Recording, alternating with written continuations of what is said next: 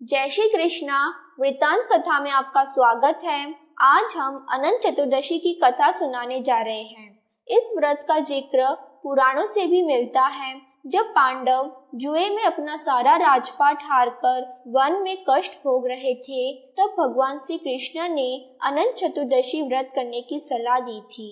श्री कृष्ण ने युधिष्ठिर से कहा था कि अगर वह विधि पूर्वक अनंत भगवान का व्रत करेंगे तो इससे उनका सारा संकट दूर हो जाएगा और खोया हुआ राज्य फिर से प्राप्त हो जाएगा। श्री कृष्ण ने इस व्रत की महत्ता समझाने के लिए एक कथा सुनाई जो इस प्रकार है।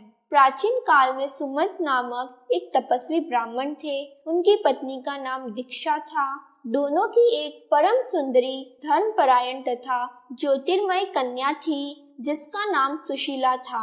सुशीला बड़ी हुई तो उसकी माता दीक्षा की मृत्यु हो गई। पत्नी की मृत्यु के उपरांत सुमंत ने कर्कशा नामक स्त्री से दूसरा विवाह कर लिया और सुशीला का विवाह ब्राह्मण सुमंत ने कौंडिन्य ऋषि के साथ कर दिया। विदाई के समय कर्कशा ने दामाद को कुछ ईंटें और पत्थरों के टुकड़े बांधकर दे दिए। कौंडिन्य ऋषि अपनी पत्नी को लेकर अपने आश्रम की ओर निकल पड़े। रास्ते में ही शाम ढलने लग गई और ऋषि नदी के किनारे संध्या वंदन करने लगे।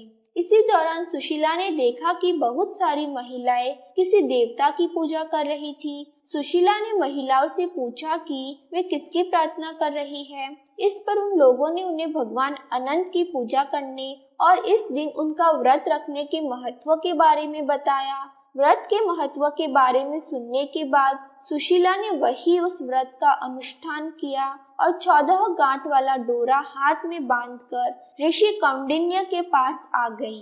कौंडिन्य ने सुशीला से डोरे के बारे में पूछा तो उन्होंने सारी बात बता दी। कौंडिन्य ने यह सब कुछ मानने से मना कर दिया और पवित्र धागे को निकालकर अग्नि में डाल दिया। इसके बाद उनकी सारी संपत्ति नष्ट हो गई और वह दुखी रहने लगे। इस दरिद्रता का उन्होंने अपनी पत्नी से कारण पूछा तो सुशीला ने अनंत भगवान का डोरा जलाने की बात कही। पश्चाताप करते हुए ऋषि कौंडिन्य अनंत डोरे की प्राप्ति के लिए वन में चले गए। वन में कई दिनों तक भटकते भटकते निराश होकर एक दिन भूमि पर गिर पड़े। तब अनंत भगवान प्रकट होकर बोले, हे कौंडिन्य, तुमने मेरा तिरस्कार किया था, उसी से तुम्हें इतना कष्ट भोगना पड़ा। तुम दुखी हुए, अब तुमने पश्चाताप किया, मैं तुमसे प्रसन्न हूँ। अब तुम घर जाकर विधि पूर्वक अनंत व्रत करो। 14 वर्षों तक व्रत करने से तुम्हारा दुख दूर हो जाएगा।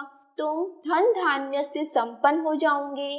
कौंडिन्य ने ऐसा ही किया और उन्हें सारे क्लेशों से मुक्ति मिल गई। श्री कृष्ण की आज्ञा से युधिष्ठिर ने भी अनंत भगवान का 14 वर्षों तक विधि पूर्वक व्रत किया और इसके प्रभाव से पांडव महाभारत के युद्ध में विजय हुए व चिरकाल तक राज्य करते रहे। इसके बाद ही अनंत चतुर्दशी का व्रत प्रचलन में आया।